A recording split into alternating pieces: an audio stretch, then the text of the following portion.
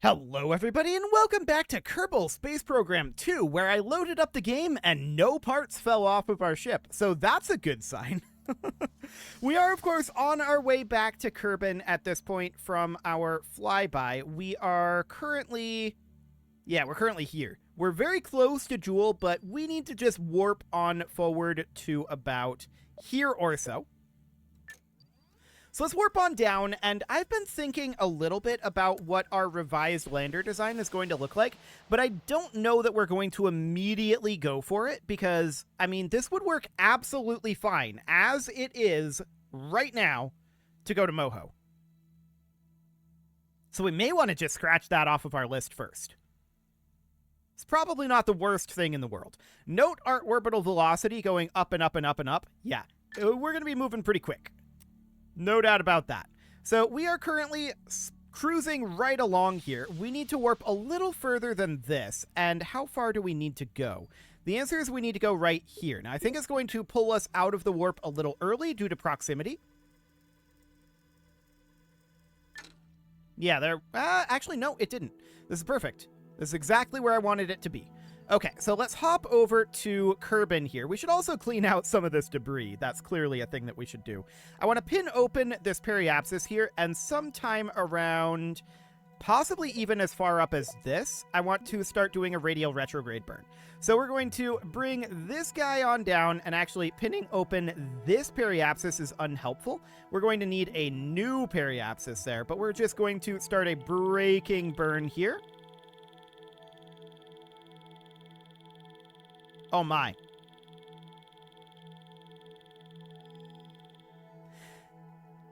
So,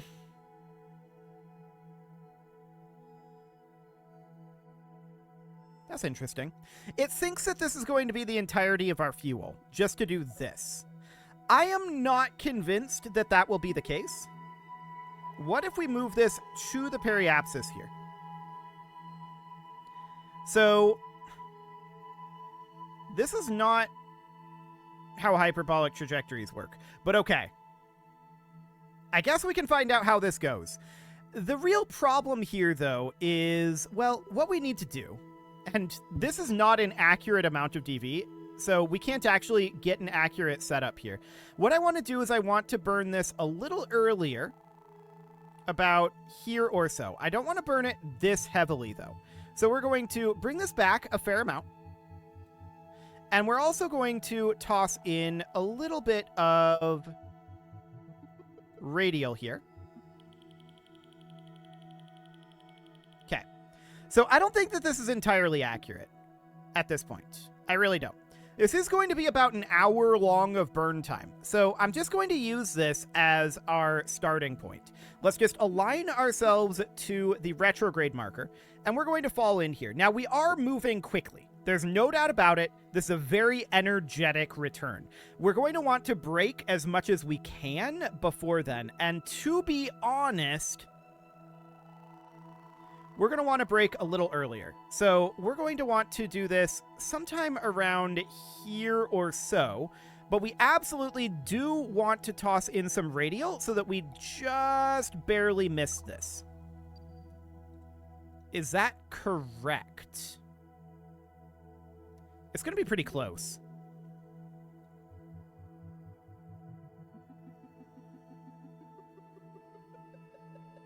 Okay, something kind of like this, and we'll keep an eye on what our actual speed is going to be, right? So let's just warp into this point, and we're going to be moving very, very, very fast. No doubt about it. This is a very, very speedy re-entry. Very energetic. So we're going to position ourselves about here. Actually, this isn't that bad. Yeah, this isn't that bad. I'm going to commence this burn now.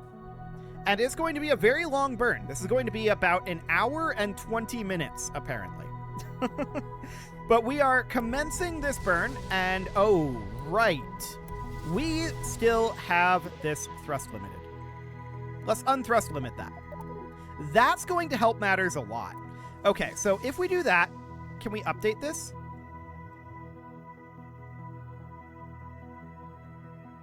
Yeah, it was the thrust limiting that was causing the issues. Okay, so we're going to get rid of that, and we're going to bring this up over here. Our thrust to weight was way too low with the thrust limit. Can I please create a maneuver plan? That would be awfully nice.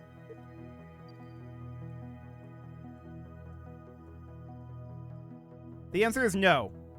Not from this angle. Maybe from this angle. Okay, whatever. So we're just going to bring this guy on down. We're going to need to do radial retrograde. This is now working the way I intended it to. I want to pin open this periapsis. And we're just going to target this being somewhere around... Well, we don't have it pinned open now. But we're going to have it be targeted somewhere around probably 30 kilometers. Yeah, this is much, much better. This is way more like how I expected this to be going. So it was all due to the thrust to weight issue. That's fine. Reasonably expected, even. Okay, what's this periapsis at? 31 kilometers? That's pretty accurate. Okay, let's actually just think about circularizing this. So this obviously isn't circularized, but... we can do something like this and then drop down the apoapsis. The reason I'm doing it this way, this is not the most efficient way to do it. We're not going to be doing aerobraking. We have so much extra DV here that I don't really care. And what I want to know at this moment is, without entering the atmosphere, how much DV is in this center stack. So I want to get us into this orbit, and we'll drop ourselves down by wasting some of this fuel. So let's just warp forward, and once we're in a reasonable state here, and we know for a fact we have enough fuel to get home, then we're going to make some stages here. I just want to know a few of these, like, rule of thumb numbers here. So we're going to warp forward a little further here. 3, 2, 1, mark. And let's start this deceleration burn. Excellent. That's now going to be about a 5-minute burn. That's more like it. So we're going to burn off most of the fuel in these outer tanks at this time. So that's looking good. We will be entering orbit of Kerbal here pretty soon. This is not as quick of an orbit as I thought it was going to be when we entered at 3 kilometers per second. I was like, we're going to be at like 5 once we get to this periapsis, aren't we? But no, this isn't so bad. This is not so bad at all. So we've got about 3 minutes left in this burn, and this is going to be dropping us into this orbit here. Now, once we arrive at this orbit, we're going to be making a few other alterations to it. But there are a few bits of information that I feel like we still need, so this is fine. About 50 seconds left on this deceleration burn, and that's looking very, very solid indeed. I believe we're in orbit now. Let's pull this out into 1x. Yeah, we're definitely in orbit now. And we're really, really close at this point. We've got about 5 seconds. Well, okay, about 6 seconds. These are kind of real seconds, aren't they? Yeah, they're kind of real. Okay, 2, 1, and I'm letting it go for a little further. That'll do. Okay, so with that there, now what I want to do is I want to come to the periapsis, and I want to do a retrograde burn, dropping this down to a periapsis of probably somewhere around 80 kilometers. I don't want it to be very high, but just somewhere around here. And then we'll circularize it at about 80 kilometers. So that seems absolutely fine. We've got lots of DV left here, but I don't know exactly how much. I think it's more than 3,100. But as we come into the atmosphere, we'll find out. We're going to throw away a lot of DV here, and that's expected. Okay, so we're going to warp forward here. About 2 minutes. And about 30 seconds.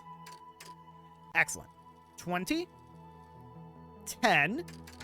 And 5, 4, 3, 2, 1, and mark.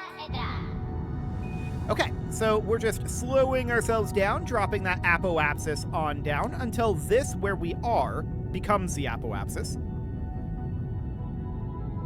Perfect.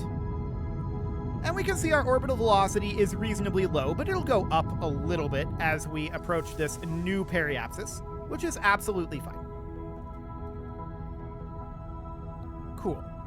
So we've got about 15 seconds left in this burn, 256 meters per second overall. That's fine. Okay. That'll do. So that puts us at 77 kilometers. That's absolutely fine. I do not mind that altitude at all. We'll create a maneuver plan here, and we're going to drop this apoapsis down until we are fairly circularized. We're going to need to make sure that both are over 70. That's the only thing we care about. They are in this case, so that looks good. At this point, I am going to throw away these tanks. Yeah, we've got a kilometer per second in them still, but I'm going to throw them away because I do not actually care about the fuel in them. They're unnecessary to have, and I want to know how much DV we have here. So, let's do that. I pressed spacebar. Nothing happened. Let's try it again. Actually, I'm going to quick save first, just in case. Okay, let's try this again.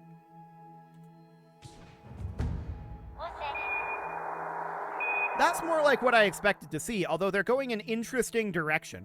So we can see that this currently has 1,212 meters per second in it and is mostly empty.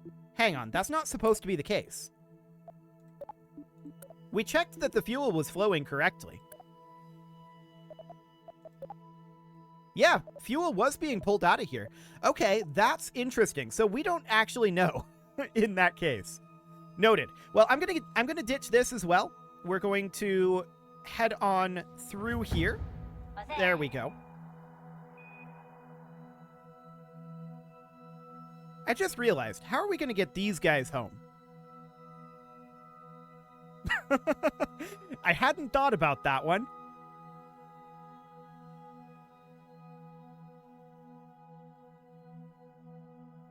I suppose the answer is they are now part of this construction. Okay. Yeah, I hadn't thought about that. I don't know why I hadn't thought about that, but I hadn't. So we're going to have to send a rescue craft to bring these two home. That's fine. We can absolutely do that. We've even got a docking port for it right here. What they don't have is power generation. So we're going to have to turn SAS off. We're going to have to decouple this. Hang on. No, this is not the docking port. Undock this. There we go. That is going to go flying directly into here. Luckily, it didn't break anything. Okay, now Jeb is going to head home. So we're going to have him point retrograde. Yeah, we've got 4,000 meters per second here, plus whatever is in here, and we'll find out on that as well. So I'm going to ditch all of this fuel, which is a lot. We're going to activate this stage. I don't think it activated. We're going to activate this stage. There we go. Now I'm going to ditch this. And yeah, all of these engines are activated here. Okay, I'm going to ditch this. We don't need it. We've got another 2,000 meters per second here. Okay, so that's noted. We're going to have to come back and rescue these guys because I apparently hadn't considered this. But we're just going to bring this... Whoa! What just happened?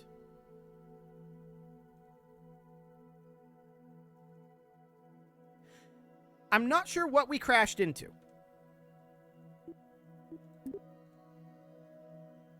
I'm not able to change craft here. I think Jeb might have just died due to a random explosion. Okay. I don't think we actually crashed in anything. There was debris in the area, but it should have all been clear of where we were pointing. So that should have been fine.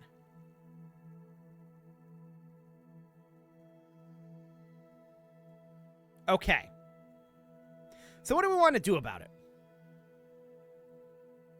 Also, note how the camera just keeps going further and further away.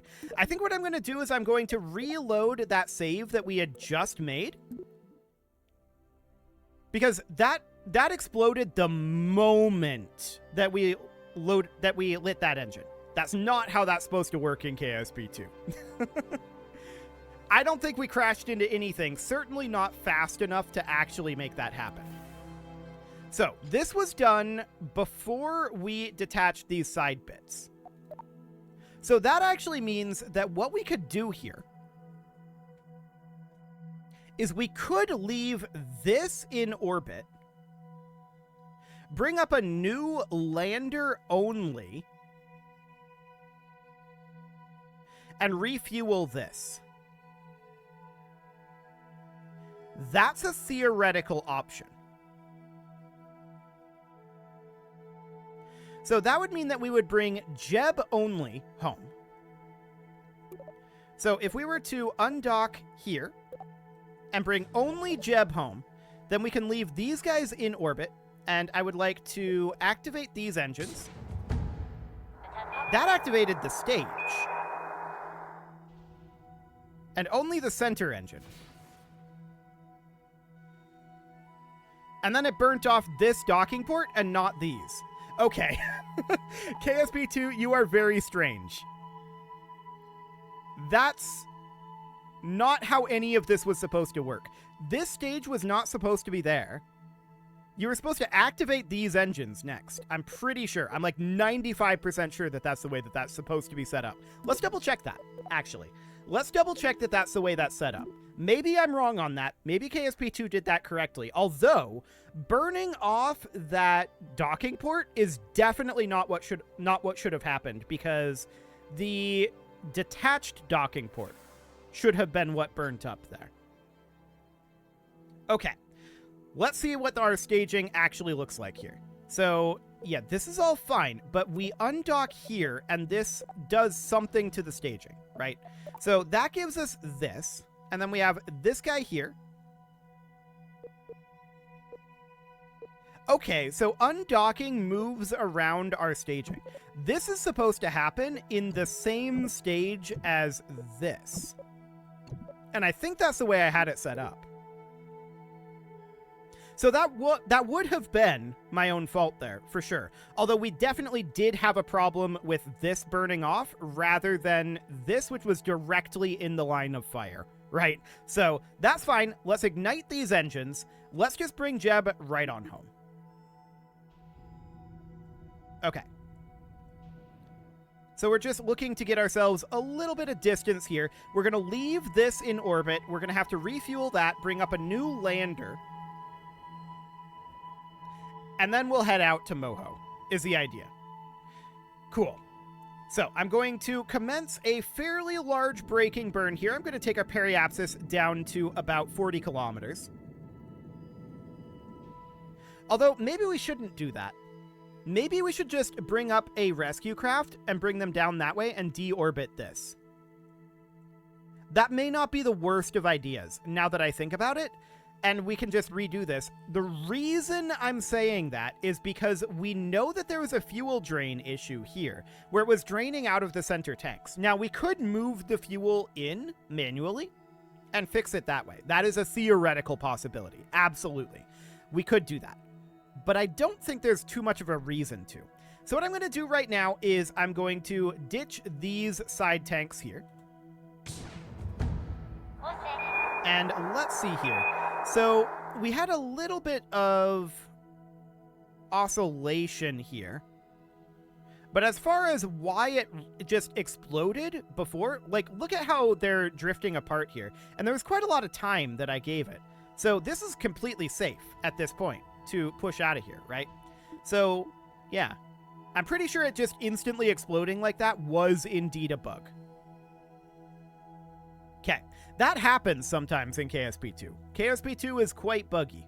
No doubt about that. So let's just bring ourselves down towards this periapsis at this point, and, well, let's just warp forward. Let's furl these guys. Oh, we can actually experiment, and we can do an EVA experiment?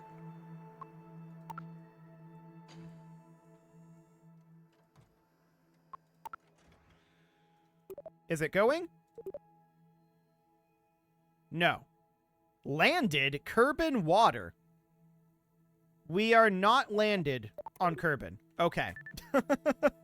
Sure. Well, let's just warp forward here at this point. And we do need to clean up some of our existing debris. No doubt about that. So we're going to need to do a rescue mission for our 2 Kerbals, and we're going to want to deorbit that existing craft. Which is fine. We can absolutely do that. So we're going to bring this around, flipping back over to retrograde. We're going to use our engine as a heat shield a bit here, and we're also going to do a lot of deorbit burn.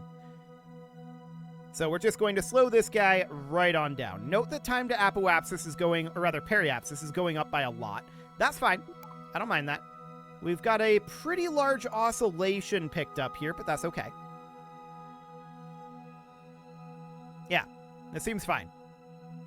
Let's just drop this speed right on down. We've got a lot of DV here, and I'm not too concerned about it.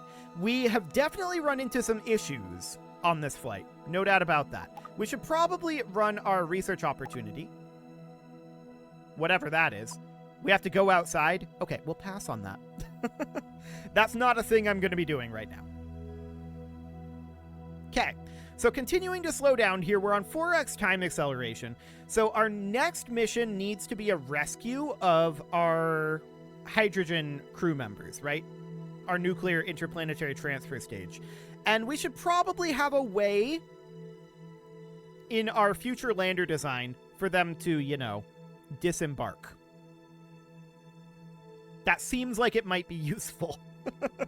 So we'll do that in future. We're going to need to redesign our lander. I'm not going to bring our...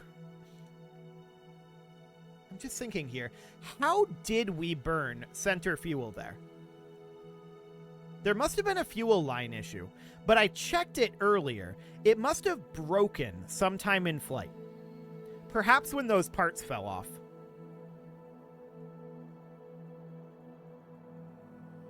Well, regardless, it's not all that important. So we're just continuing to burn here. I figure we could probably just burn out the rest of this fuel.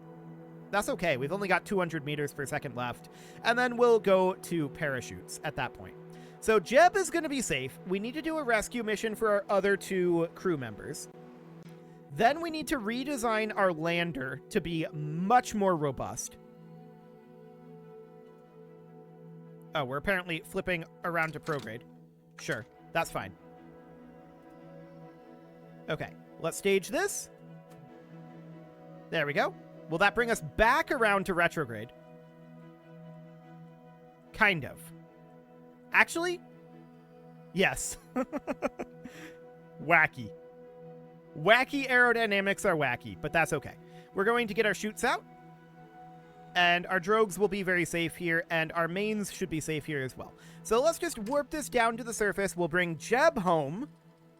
This flight was somewhat cursed, I'm not going to lie. Somewhat cursed, but we can make a few redesigns on particularly the lander, but that's going to have to wait until after we rescue the crew. So that's going to have to happen next episode. And that'll be absolutely fine. For now, down we go. Are we default name 34? Hang on, we might be default name 34. Or this might just be like some components that we jettisoned. That might be like our engine. Probably is, in all honesty. Okay, so down we go here. Jeb is having the parachute strings clip through him. That's interesting. Have fun with that one, Jeb. It must be like these parachute strings or these parachute strings. Interesting. Regardless, we're going to splash down. Jeb will be fine, and we're going to have to go rescue our other people. That's absolutely fine. They just don't have a way to get down safely, and we probably should have considered that. Okay, so we've definitely got some redesign work to do. This dry run definitely found some problems that we need to fix. No doubt about that. That is our engine there, isn't it? And it actually survived the splashdown, which is mildly shocking. Okay, so there's our splashdown. We can run an EVA experiment, apparently. Jeb, can you EVA? Oh, time warp. Right. Okay, Jeb is going to EVA. And what is he doing here? Well, he's going to have to let go. He can run a surface survey, I guess. Why not? And then he can run a crew observation, and then we'll recover this thing. So we got our science back, and we definitely need to redesign the lander, and we definitely need to have the ability... He is now upside down. Ah, he is exploring his environment. I gotcha. Because he's swimming. He flips upside down and notes his observations. Cool. So we're going to recover this, and we are going to grab what science we can out of that. Structural failure on linkage between the Wombat and the FLT-800s. Okay, whatever. I don't think there actually was any structural failure there, but sure. Let's head back to the KSC, and it is time to put a cut in here. We've only got 796 science. I'm not surprised about that. It is time to put a cut in here, so I'm going to go ahead and do that. And next episode, we're going to go rescue our existing crew in orbit above Kerbal, and we're going to bring them down safe and sound with a pretty simple rocket, almost certainly, and that'll be fine. Then we're going to need to redesign our lander, head over to Moho, head over to Tylo. Not necessarily in the same flight. That's going to be, you know, a lot of speed differential. So we're probably going to do that in 2 separate flights, but this is fine.